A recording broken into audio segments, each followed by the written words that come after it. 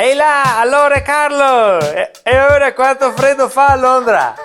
How fresh is in London? No, perché so che oggi te che 75 parete. Hai capito?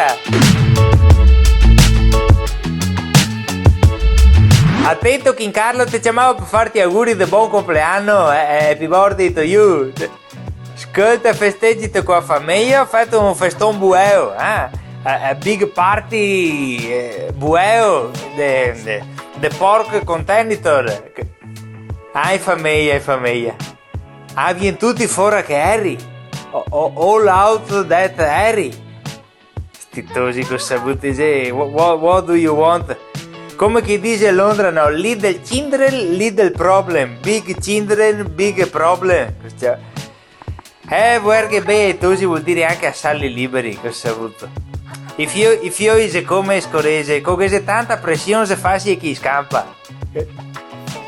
Dai, finger. Dai, parliamo di robe belle. Ascolta, ti sei arrivato il mio regalo, Carlo. Ho pensato che ti faceva piacere ricevere una bella cassetta dei granchi blu, e One Castle Brew Crabs. E dice che fa bene al cuore, sì, a te ancora di più che te che il sangue blu, è meglio ancora. Better again. Attento, attention. Ora che te ho preparato la barzelletta che ti mi hai chiesto per allattare i tuoi ospiti stasera, to milk your guest. La barzelletta? Sì, ho fatta a tema compleanno.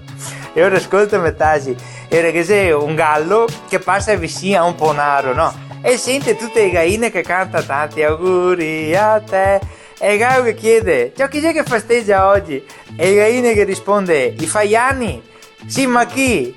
I faiani? E domanda ancora, sì, ma chi sei? I faiani? Chi sei che fa i faiani che non si capire i faiani? Hai detto capire? No, tanto.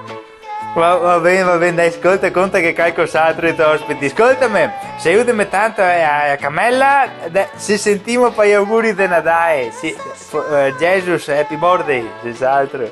Va bene, ciao King Carlo!